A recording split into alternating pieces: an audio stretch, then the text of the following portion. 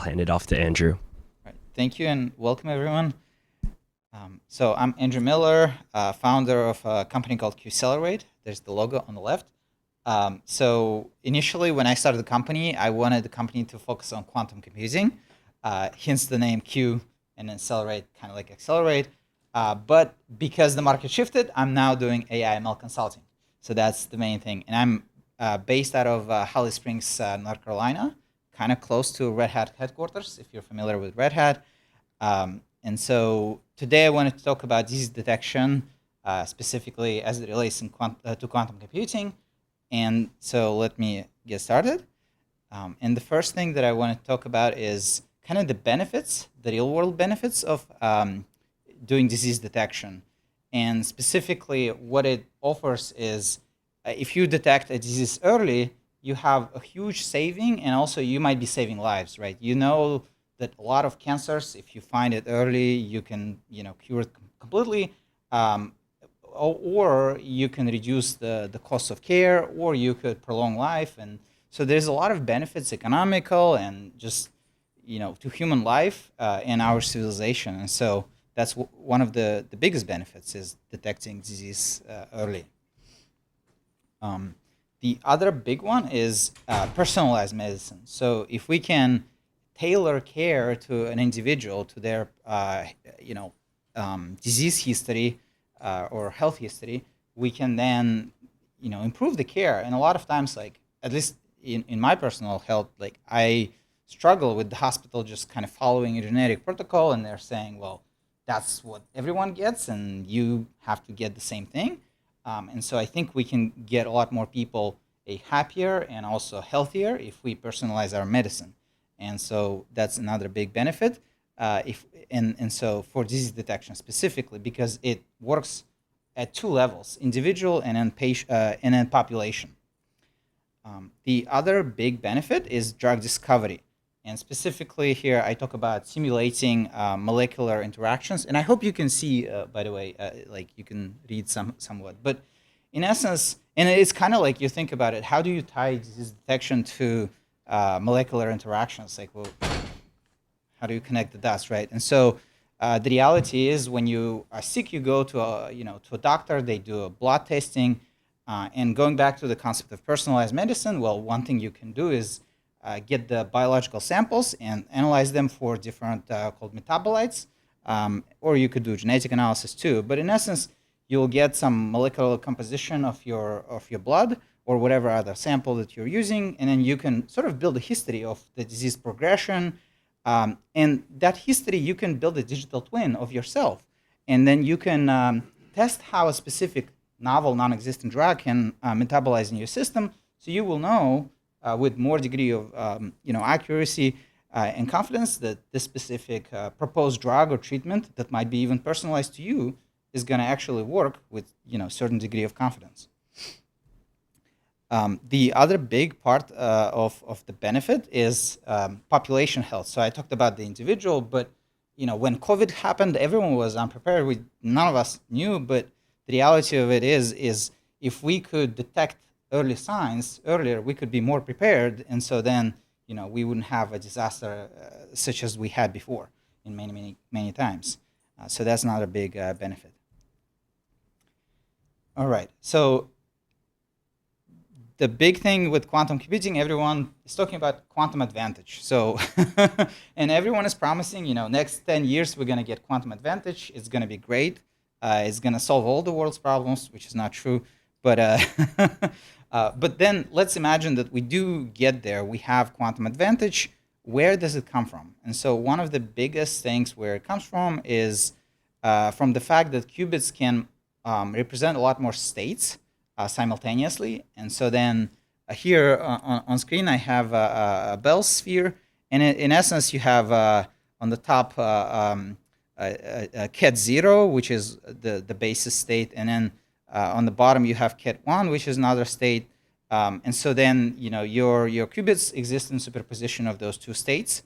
And the idea, so in the case of only one qubit, you'll see that you only have basically two states possible. But as you add more qubits here on the bottom left, you will see that you start basically adding a lot more potential states that you can model and represent simultaneously, meaning that the information is being processed at the same time, and it's not the same as if you were using like multiple cores or a similar technique with classical computers. All right, and I'll get to explain why that is not the same. So the other advantage that you will have is so, and this is really why it's not the same to a classical computer. Classical computer, you have to synchronize, different cores or threads. But here, the idea is that that synchronization sort of happens. How do I say it? Physically. So there's not necessarily an effort on your part to do this. So long as you encode the information and guide it towards the right solution, you will kind of get that out of the box. And so in this example, I'm basically showing how you would potentially, in reality, this not how you would really do it, but like just pure, theoretical example, you have 4 different indicators for a disease, like such as blood glucose, blood pressure, blood cholesterol, and then BMI. And you can encode them using those base states that I mentioned, such as shown on the left, which is, for example, for glucose, you can say 0 is normal and 1 is elevated. And so the same way you could do for the other 3. And then if you have 4 qubits, now you basically have a ton of states. I can't do math in my head, I'm sorry. 2 to the power of 4. So you have that many states, and what you can do is sort of model the interactions. So here on the bottom, I'm showing you how, what specific states would mean. Like in the case of bottom right, it's high glucose, high blood pressure, and that can basically mean that the person is having a diabetes, plus they might have a hypertension comorbidity. So that's sort of the example where you're at the same time you're tracking different interactions between the variables. All right. So the next advantage for quantum systems is optimization. So if we're using like a classical algorithm, a lot of times the problem you'll especially in optimization, the problem you'll have is you get stuck in a valley and the algorithm can't get out, right. You get stuck on a local minima and you need to actually go somewhere else to find it. So there's techniques to kind of get around that. But the quantum systems don't have that problem because of the quantum tunneling effect, where you can overcome basically a potential because it's a wave. And so unlike the classical algorithms where you have to kind of come up with tricks to get around that. And so you can escape the local minima and then find that global minima if it exists. The other source of a quantum advantage is pattern recognition. And when I read this, I was like, quantum interference can enhance signal. How can interference help me enhance signal? But that's actually kind of the main technique I think that a lot of quantum computing these days is implemented, which is you use constructive and destructive interference. So on the top left, you'll see that what we're doing, we have 2 waves and we combine them in a way that produces one stronger wave. So here we basically amplified signal. And then in the other case, we have 2 waves that cancel each other out, so there is no signal at all. And so a lot of, like, if you look at D-wave machines, which is quantum annealers, that's the whole principle, right? You're basically figuring out how to create that constructive interference when you need it, and destructive interference when you, let's say you're doing binary classification, right? You will say that the disease is there, give the strong signal, disease is not there, give weak signal. So that's the idea. And it comes from, if you look at physics double slit experiment, right? Or any type of really waves, right? And you create that, 2 waves interfering, you can get sort of patches where the wave, there's no wave, right? And there's patches where wave is strong. So it kind of comes from that principle. All right. So for healthcare specifically, I talked about overall, right? How is this helpful and how is quantum computing advantageous? But now let's talk about sort of the meat of this presentation, which is in context of healthcare, how would you use a quantum computer to identify disease and identify it potentially early? And so the meat of the presentation is sort of a toy example of a toy problem. It really just demonstrates how you can take a quantum system and map a problem onto it, but it's by no means it's the best way to do it. And in fact, like there's a lot of art that goes into it, like specific looking at the history. Here, it's very sort of snapshotty. You're only looking at like the current state, but most clever algorithms and models will analyze prior history and all kinds of other techniques to get to the sort of the better performance of the model. So the first thing I want to talk about is, I mentioned high dimensionality, right? So you have many different states. So, but how would you map a patient data into qubits? So this kind of shows it, an example of it, which is you have, four patients, and they have different diseases that they had previously in the past, and we're basically one-hot encoding. So if the person had or has hypertension, we'll just say 1, and if they didn't, we would say 0. And so you'll see that, and we do that for a number of indications or conditions. Now, you can, like, typically you will have a huge table or matrix of these, right? So, like, because it's not just 5 that are going to determine a specific outcome. Doctors try to kind of distill it. They sometimes come up with a way to say, for this specific disease, we know only like there's 5 major determinants, and so they will kind of limit it. But that's where the art part comes in.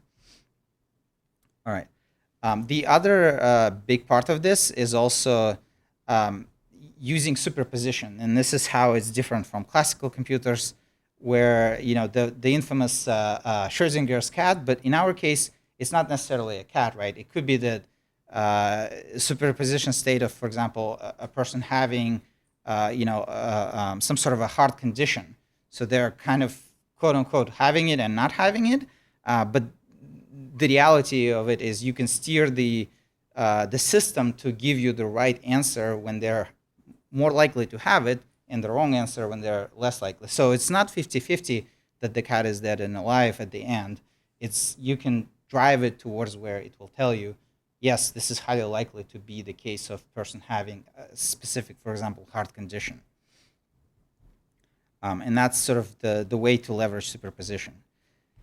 And the other part of where healthcare connects with quantum computing, so if you're familiar with like machine learning, you'll have, like, for example, neural networks, right? You'll have weights that you're learning as part of your process. So for this demonstration, it's very similar, but instead of weights, so in this visualization on the bottom right, you'll see that u of theta, and the idea is that theta is just some angle, but the reality of it is acts kind of like a weight. That's the way that I like to describe it. And this is a more in-depth representation of that. So this is at a high level. Just look at it as a block box that you're learning some sort of weight, and then the weight is just encoded in the quantum system somehow. Now, how would you go about doing this? So I talked about sort of having that table of one-hot encoding, or whatever other data that you have. It needs to be converted to a state that a qubit can represent. And so this is a more in-depth visualization of that process. So you'll get the raw data from whatever data set you're using. You will then pre-process it, and we'll get to more details of how you do that. And then you'll use what's called a feature map that, in essence, converts the classical information into qubits. And then you can start doing that sort of learning step where you're learning theta. And I'm oversimplifying by saying theta, but in essence, if you dumb it down to like one dimension, you could think of it that way. And then you're basically, so that table that I showed you with multiple patients, you're running each patient, one at a time. And so this is not truly a purely quantum algorithm. This is a hybrid algorithm where you're basically a classical computer is controlling quantum system to learn and optimize for the most optimal theta to solve your specific problem. In our case, it's disease detection, basically classifying, does the person have the disease or are they likely to have the disease. So for this demonstration, I used Mimic 4 dataset. Anyone can get it. So it's based on ICU patients, I believe in the states of Massachusetts. The data is de-identified, but you need to pass the test in order to get access to it. And it has things like demographic data, lab values, vital signals, ICD codes, and it's also temporal data, so you will know when certain events occurred. Now, because it's ICU data, it's biased, and also because it's Massachusetts data, it's biased. So probably any scientific publication based on that isn't going to be, if you're trying to apply it to the nation in general, probably not going to be great. But a disclaimer here, basically. So the other part of the equation is, for this demonstration, I'm using IBM Quantum, which is a system where you can access real hardware that is hosted by IBM through their IBM Quantum Cloud.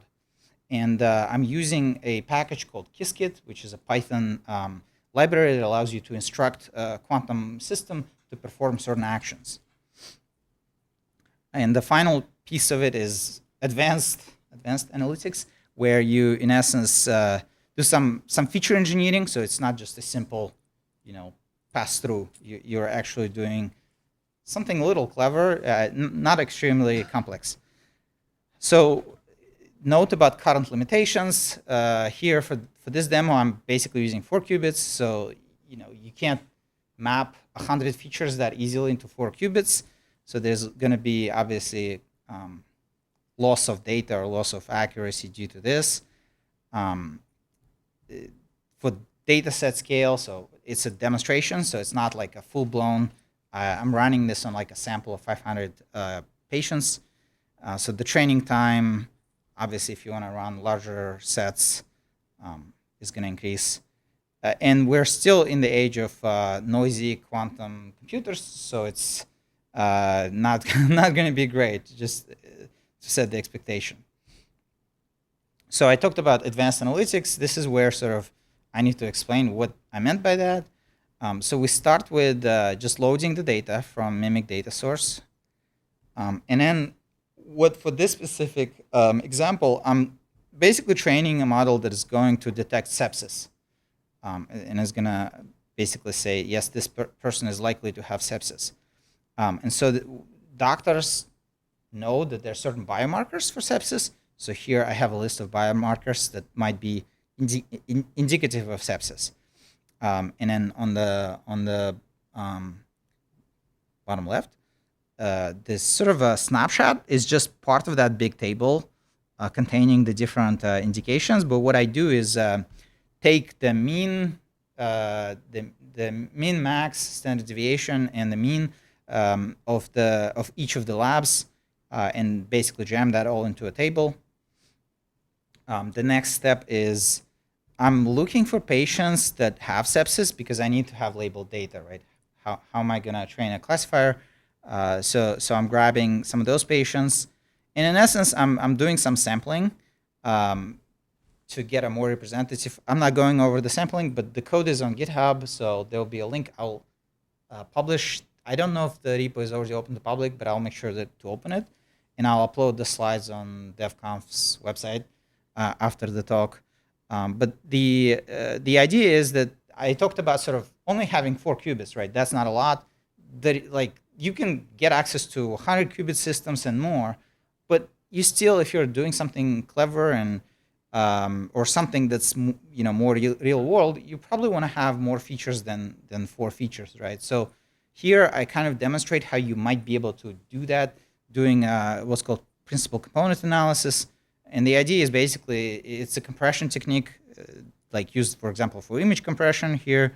I don't know if it's very easy to identify, but there's 3 levels of PCA compression here with the image, and there's some loss of quality, but overall you can still make out the features.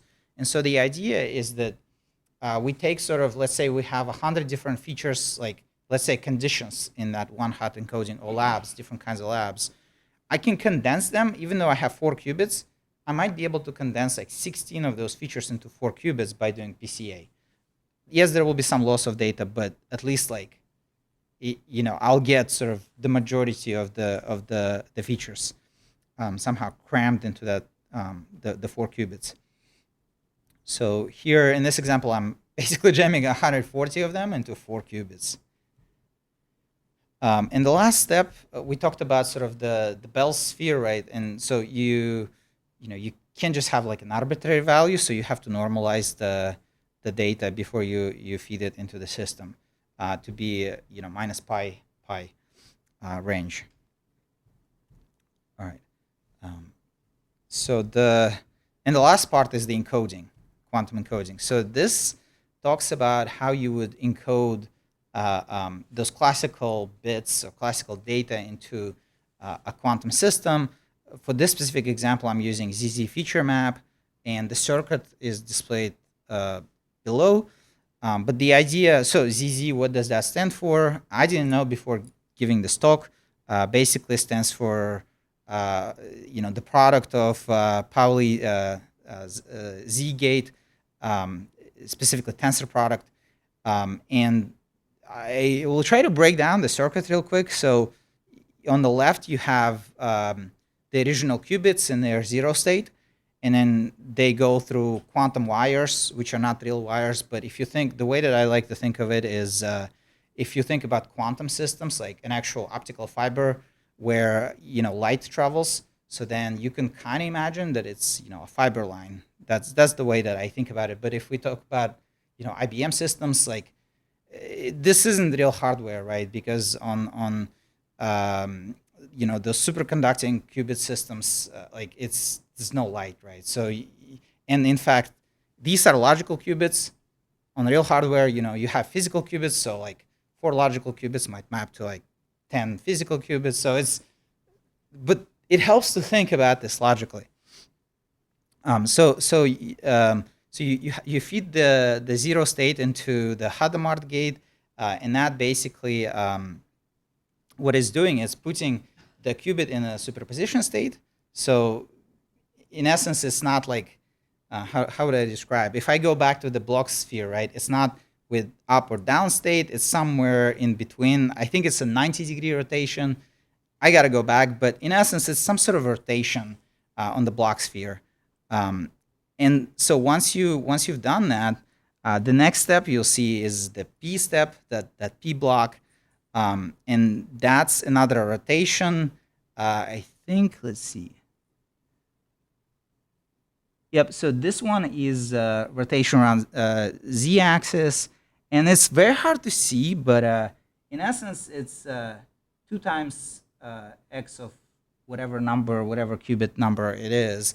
But in essence, it's a rotation, and the purpose of that rotation is to how do I describe this?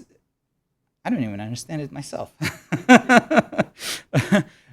But okay, no. The purpose of this rotation is really prepare the qubit to be entangled, and so then after that you have this CNOT gates. So you see the dot, and then the other bigger dot with the plus sign, and so these will actually entangle the individual qubits.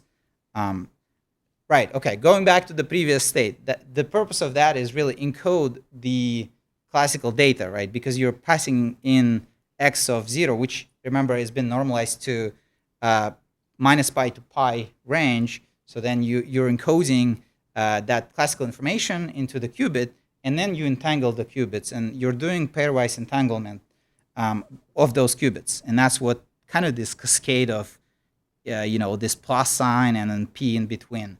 That's actually entangling them, which is doing another z-axis rotation, and the angle is too tiny to see here, but you can download the slides and see it. Suffice it to say, you're basically entangling the qubits pairwise. And after you've done all that, then your data is encoded in the qubit states. So and the other thing is that these operations also take care of, so the initial sort of array of P gates handles encoding individual variables, but then you have encoding of interactions between pairwise interactions of the variables. So that's really the purpose. So you're tracking both individual variables and their interactions, kind of like in an equation. You have 2xy, 2xz, and so on. All right. Let's see. So the next part, which is the actual circuit, so that u of theta, where you have the weights. So this is where we're using rotation around y-axis to encode this. But in essence, and then some C naught gates as well. So the purpose of this, like I said, is kind of model the weights, and I'm gonna dumb it down like that because I think I'm running close on time, so apologies. But one thing to note about this specific circuit is that so how do we know that when we're running the data through it, that the theta we're picking is right? So for that, we're using Kobila algorithm, if I'm reading it right, and I don't know if I am reading it right. But it is one of the algorithms. You can probably use another one, whatever suits your heart. All right, and the last part of it is we then measure. So once you run qubits through this two circuits in sequence, and the other thing, these circuits, there's two reps of each. So they're not, like the example that I showed is just to illustrate the circuits, but then you combine them and do two reps of each. And finally, you do the measurement. And so then based on the measurement, you can adjust, am I going in the right direction or am I going in the wrong direction? And so that entangled state gets condensed into, when you measure, you have the wave function collapse, which is you get 0 or 1 at the end. So all those superposition entangled states, sort of in between, cut, dead, and alive at the same time, that's all gone, and you actually know what the answer is. All right, so technical deep dive. This is what the code looks like. Those two circuits that I showed you, you really only need to make like a couple API calls to create those circuits. And then for the actual algorithm that's doing the learning, we're using an algorithm called VQC. And that's basically, it's very simple to do this. And kind of one of the talking points about this presentation is that anyone can do quantum computing. You don't need to have a PhD or a physics degree or anything like that. And it's, I think, going to be the same way that people write code. Thank you. People write code these days. You can write code for GPU, and you might have no idea how GPUs are built, how circuits are built in them, but you're harnessing full potential of those. Of course, you may still need to know like the nuances when you're developing applications that run on GPUs, like AI applications, but you don't need to have advanced degrees in electronics to do that. And so it's the same idea here, very simplified.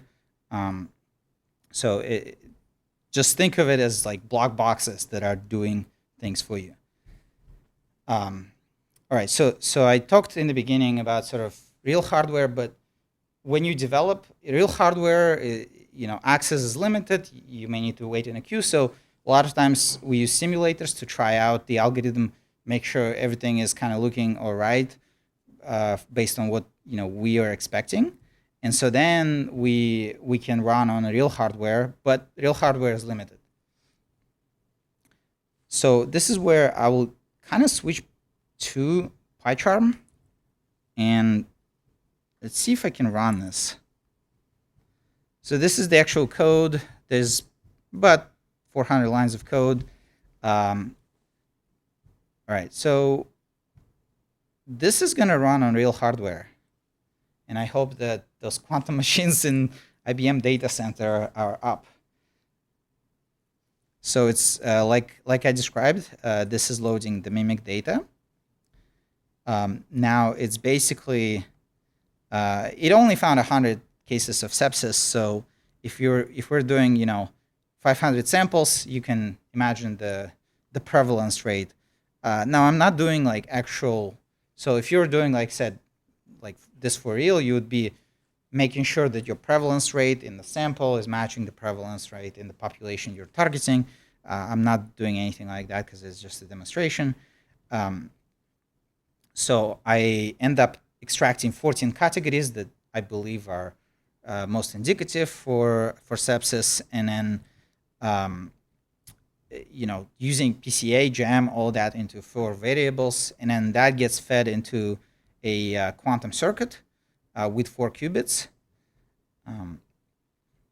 And then we're doing the actual training. So this is where we're sending in, one patient at a time, trying to figure out that theta.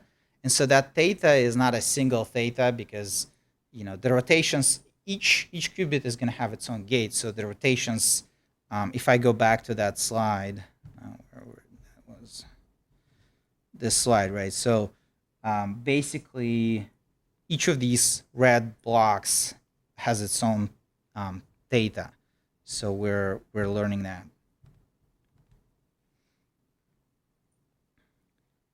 All right, and so we finished the run on real hardware, and we get sort of the typical, confusion matrix and the various. See if I can zoom in. Oh, I have it on the slide. So.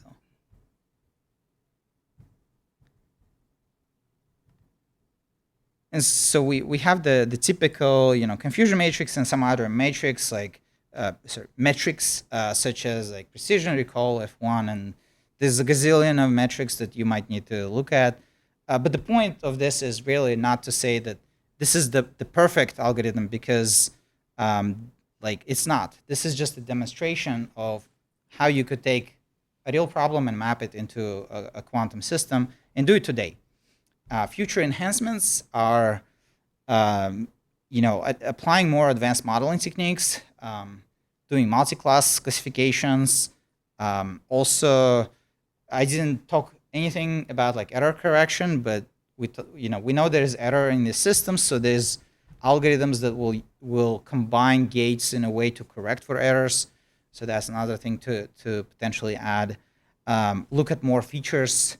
And also benchmark this against, a classical computer doing ML. So those are future enhancements. And thank you for kind of listening to this. I was going at a 100-mile-per-hour speed, but I hope something stayed there. And so the links are here. You can connect with me on LinkedIn or email me. And I also linked the Qiskit website, which is the IBM's product to write quantum software. And the Mimic link is there as well. So again, thank you. And if there are any questions, I'm still here for a few minutes. Thank you so much, Andrew. If anyone has any questions, I can pass the mic. But yeah, thank you. So I know nothing about quantum computing, first of all. So, but IBM has, as part of the AI Alliance, a drug discovery working group, and they also have all this quantum equipment. And the AI Alliance is like a nationwide group of vendors and researchers who are trying to work on interesting problems. And one of them is drug discovery. So you should really be in that group. All right. Sure. I'll make sure to connect with some of the people in that group, I guess. Yeah, I'll put you in touch with them. But and I also wanted to say, like I said, I know nothing about this actually, but I admire you for trying to give a talk where you explain as much of it as you can to people who aren't experts, because I've been to several quantum talks and a little bit more connects each time, but I think this is a really good one. So thank you for coming. Thank you.